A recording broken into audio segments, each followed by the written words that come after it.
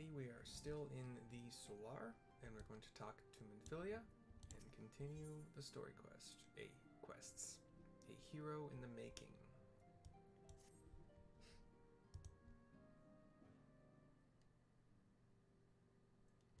Until not so very long ago, you were but one of the many adventurers seeking to make their way in Eorzea.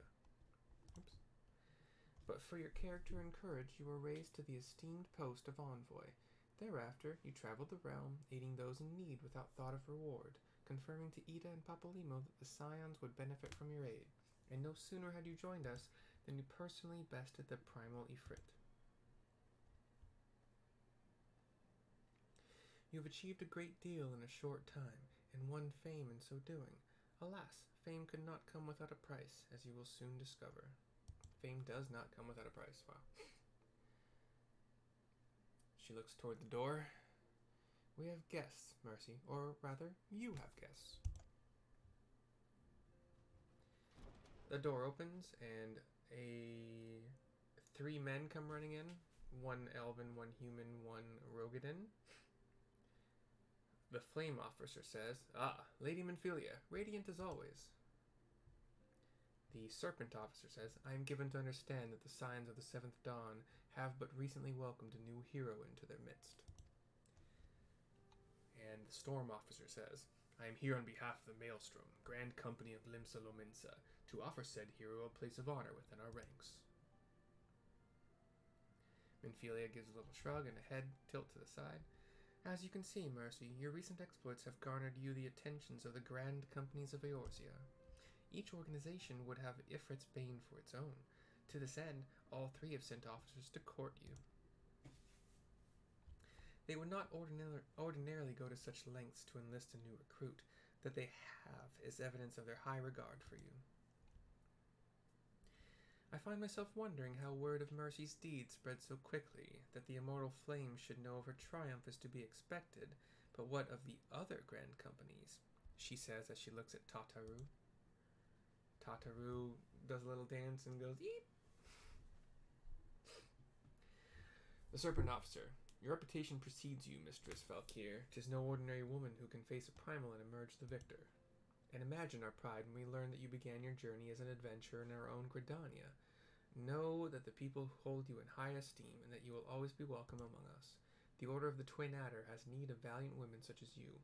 Join your strength to ours, friend, and together let us ensure that peace ever reigns over the Twelves Wood." The flame officer, "What a pleasure it is to finally meet you, Mistress Valkyr. My comrades speak of you in the most glowing terms. A woman of your talent belongs with the immortal flames. Join your strength to ours, friend, and together let us secure a prosperous future for Ul'dah." Storm officer, "The Admiral was not exaggerating when she said you have the look of a hero. Full often does she speak of you, friend.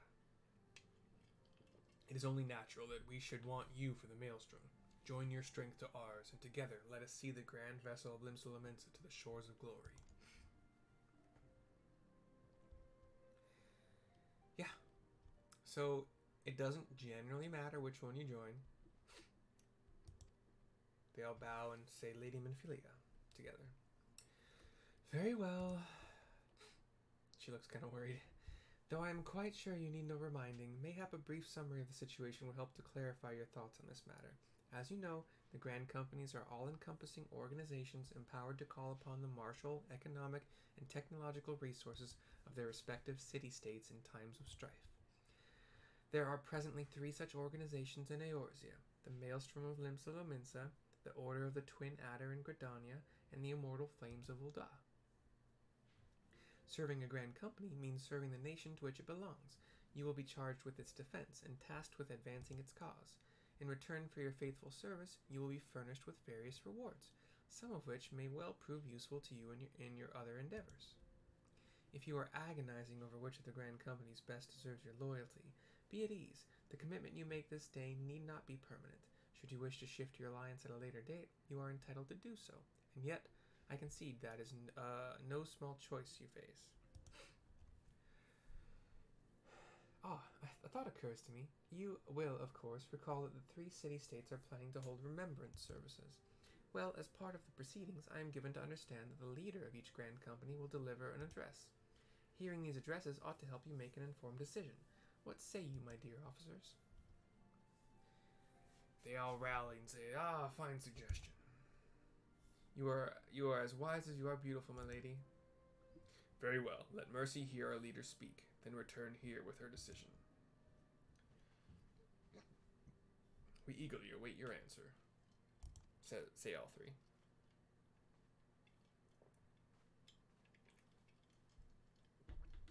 Tataru sighs and they all just kind of file into the room off to the side and stand there. I know full well what adventurers are by their nature. I know full well that adventurers are by their nature a liberty-loving breed, and not best suited to the discipline of military service. But I strongly urge you to join a grand company nonetheless. While the promise of reward is enticing in itself, it is not the only benefit. You are possessed of great power, Mercy, and with it you are capable of doing an untold good. Yet know that greater power is wont to attract attention, not all of it friendly. There will be those who wish you ill, and you must needs be on the lookout for them. Yet, however vigilant you are but one woman. In the midst of a grand company, however, you will be one woman amongst many, a friend amongst friends.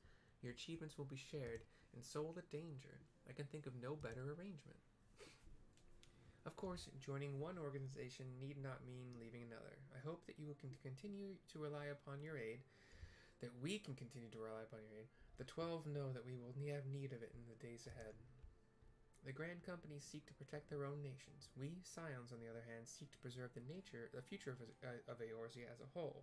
Similar, yet not quite the same. Now then, I expect that you will be afield more often in the future. As such, I would have you carry this link pearl with you at all times. It will allow us to stay in touch regardless of location.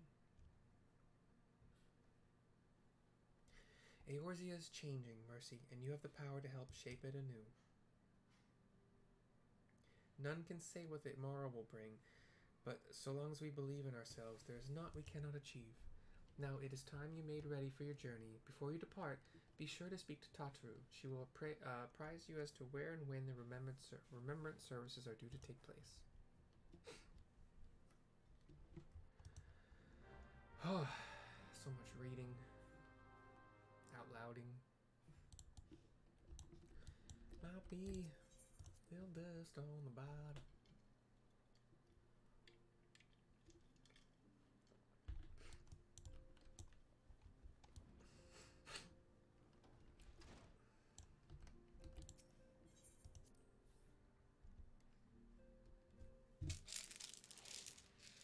I don't generally have allergies to dogs, but I was petting one a lot recently, like within the last half hour.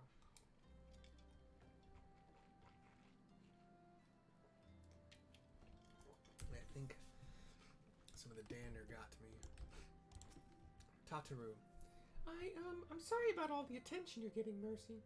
I might have sung your praises a little too loudly and often to a few too many people. Next time, I'll be sure to hold my tongue, literally if necessary. Anyway, I expect you want to know where and when the remembrance services are taking place. If all goes to plan, Gridania's Grand Company, the Order of the Twin Adder, will hold the first of 3 services, and Elder Seedseer Kane Senna will deliver her address at Keto's Amphitheater. I should probably mention at this point that due to the organizational challenges involved in assembling all of the involved parties, it's possible that the order of the services might change. Still, there's not much we can do about that, so make Gridania your first port of call. Next, you'll need to go to Ul'dah, where Flame General Rabban al-Din will be addressing the masses at the Royal Promenade. Oh, and it's rumored there's to be a special guest. How exciting. Last but not least, you must make your way to the stateroom in Limsa, where Maelstrom Chief Admiral Merlwib Blofeswin will be giving her address. The room is accessible via the Admiral's lift. Identify yourself to the sentry, Xanthael, and he will admit you. Got all that? Well, off you go then. I hope you find the remembrance services suitably educational. I suggest visiting the city-states in my prescribed order, though with your record of impeccable timing and luck, and the schedule may well change in favor of your preferred travel plans. Farewell. Okay, let's just teleport to Gridania.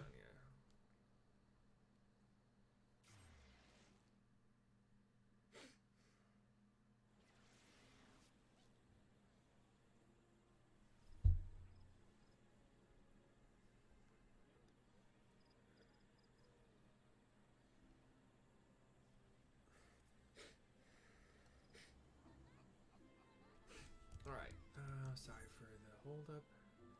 Got a text from my mom. Alright. What? Oh yeah, let's put this on while I'm here. I mean, it doesn't really matter where I am. I would like to sell a couple things super quick. So what we go out. I think I have more, yeah. Made a pretty penny.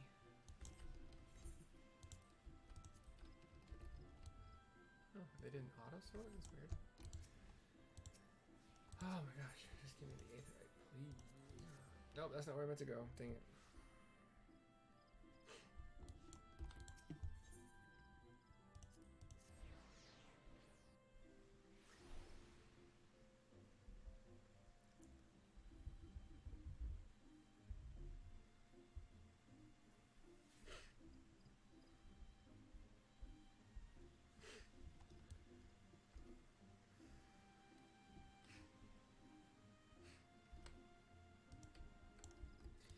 And we have jumped around the Aethernet over to Miketo's amphitheater.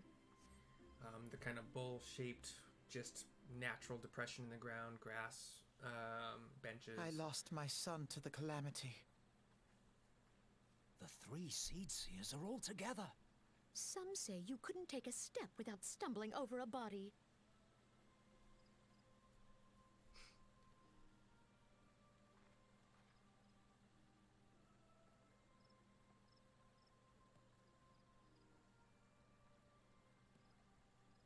Our forebears were once strangers in the Twelves Wood.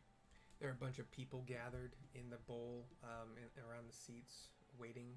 And then Kane Senna is on stage, and she walks forward to the front of the stage and starts talking. Fearful of the green wrath, they hid themselves in the dark recesses of the earth. Yet they dreamed of basking in the dappled sunlight of the forest. Through great effort, they proved their worth to the elementals, and were granted a place beneath the boughs. So it was that Gridania was born, some 5 centuries ago. Working hand in hand, the Hure and the Elysian settlers sowed the seeds of our civilization, and soon they were joined by folk of all races. I'll have to try to remember that. Hure for humans, and Elysian for elven. Hure, Elysian. So nourished by the waters of unity, and blessed by the light of the matron, Gridania flourished into the great nation it is today. Do you see the Gridanian standard? There, hanging behind the Elder Seed Seer. The person talking right now looks to be a young boy. Elysian has got the pointy ears of an Elysian. Has the same goggles that like Papa Limo and Ida have, hanging around his neck. It looks like he's got a twin sister. You can only tell that she's a girl by the facial features. A little bit, they're more female. They're wearing identical garb, except for the boy also has kind of like a knee guard on his left knee at least. They have kind of a blue vest that's cut in a couple places to expose the white undershirt, the white turtleneck undershirt. Some silver clasps along the middle, like leading up, up the vest. White pants that don't, like, kind of more like white pant tights. And there are like some little exposed parts, like the upper outer thigh. Their hair is a mess. They both seem to have cowlicks. both white hair, fair complexions, and the blue kind of vest tunic thing has a popped collar, or at least a raised collar, and they have kind of white gloves. They're fingerless, with some interesting like contraption looking thing on the back of the hand toward the wrist. It's just a circle there. I don't know. Anyway, the self-assured youth, the boy said, "Do you see the Gridanian standard there, hanging behind the elder seats here?" The entwined serpents represent the unity between Hyur and Ellison. An elegant symbol. Do you not agree? In accordance with the will of the elementals, we have embraced a life of peace. Alas, our neighbors have not always sought the same for themselves, nor for us. Though we Gridanians have no love for war, we have still less for those who would threaten our way of life. Ever have we fought to protect the sanctity of the Twelveswood. When the Garlean Empire brought its war of conquest to Eorzea, we rallied under the noble standard of the Twin Adder that we might push back the encroaching darkness. On screen is a boy, well, he looks like a boy that we haven't seen yet. Blonde hair, kind of rough, tousled hair, going every which way, but also seeming to be styled that way, as if somebody, put gel in it and just kind of moved things every which way. But it looks styled. Has horns. The bottom half of the horn is gray and the top half is black. There's not a lot of melding in the middle, but there's a tiny bit. And he's wearing a black robe of sorts. Doesn't have a hood at all. Maybe like a robe, vest, tunic combination thing. And that's all we see of him. His eyes are very pale, like very kind of almost white, but like maybe very, very pale blue. And it was we who prepared the ground for the reformation of the Eorzean Alliance, that all the peoples of this realm might stand united against the common threat. And he was standing on stage with Kane Senna, in case that matters. That's why I described him.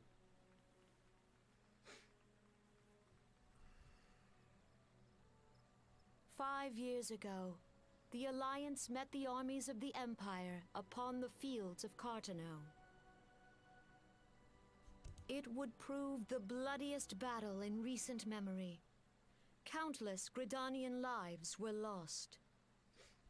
As Supreme Commander of the Order of the Twin Adder, ever shall I bear the weight of our people's sacrifice. Alas, their loss was not the only tragedy to befall us that day, for soon came the calamity.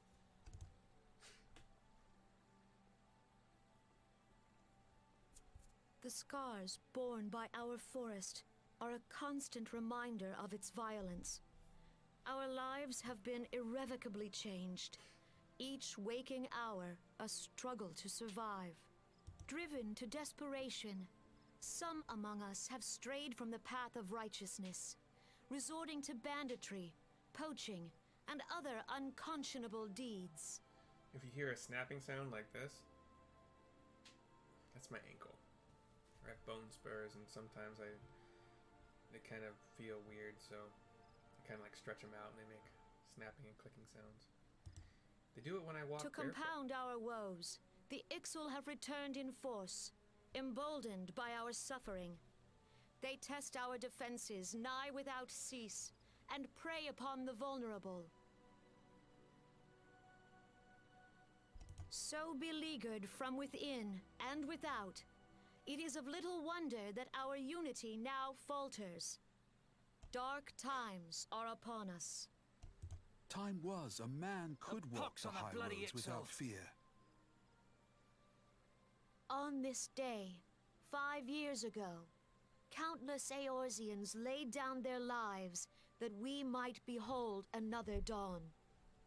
Please join with me in honoring their memory.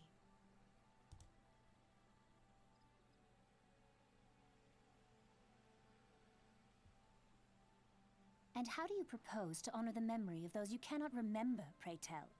That is the twin girl of the boy I described. Like I said, they look super similar. The boy kind of shrugs. The destruction wrought by the calamity was indiscriminate. It dealt death to Eorzean and Garlean alike. Yet while we have labored to rebuild our homes, to rebuild our lives, the Empire has set about raising steel fortresses here in the Twelveswood. Let none be mistaken. The Garleans remain the greatest threat to our survival. If we are to stand against them, we must remember what it is to be united. Our many troubles blind us to the woes of our fellow man. Thence is harmony lost. Yet harmony is the founding principle of Gridania. We are gathered here to honor the fallen. Let them be honored not only in word and thought, but through concerted action. I bid you, join hands with me once more beneath the Twin Adder standard. And together, let us heal the forest's wounds, that our progeny might live in harmony beneath these ancient boughs. For serenity, purity, and sanctity. We must think of the children! Woods will be done. It's up to us to protect the For forest. the elementals!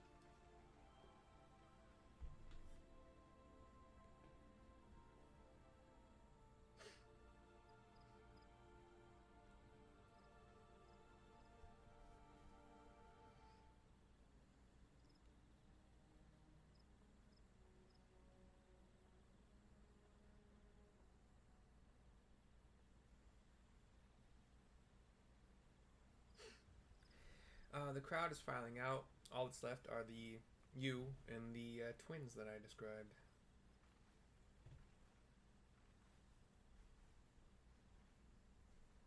If you'll permit me, Alphino. The young boy's Alphino. A-L-P-H-I-N-A-U-D.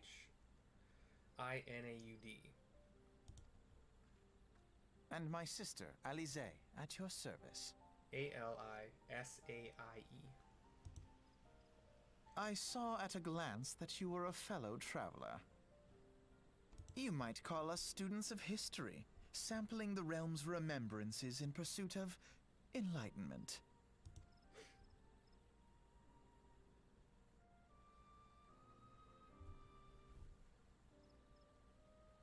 The Gridanians are unfortunate enough to have to contend with two beast tribes. The Ixal are unquestionably the more troublesome, being of a naturally warlike disposition, and wont to summon their bloodthirsty primal, Garuda. The Sylphs, by contrast, are peaceful in nature, being mischievous rather than malevolent, and have long been on friendly terms with the Gridanians, until recently, at least. Alas, they have grown aloof, a change observed at roughly the time they summoned the primal Ramu, or Rama, however you pronounce it. The Gridanians have no love for war, and they consider open conflict a last resort. Though they clash with the Ixal ever more regularly, you may be assured that they do so in self-defense. As for the Sylphs, they are as yet bound by a peace treaty, though one wonders how long it will be before it is broken. The Twelveswood was grievously wounded during the calamity, leaving Gridania vulnerable to attack. The people are hopeful that restoring the wood, and thereby the power of the elementals, will put an end to their woes. Yet how long will that take? Centuries, I'd wager. Meanwhile, the Ixal will continue their incursions, spurred on by Garuda and her insatiable appetite for destruction. Whether the Gridanians like it or not, sooner or later it will come to all-out war, and when it does, the Order of the Twin Adder will need all the help it can muster. How valuable might the aid of a capable adventurer prove to them? Well, perhaps we will find out, if the Elder Seedseer's words fell on fertile ground. He nods. His sister walks off, having not spoken a word.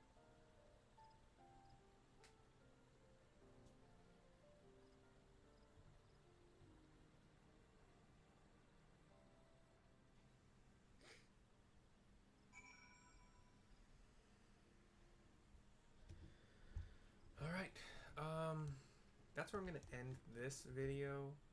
We'll just call this the Gridanian part, and then do the other ones later. Because it's already pretty long, and I want to make some food, so. I will see y'all later. Bye. Forgot the camera's off.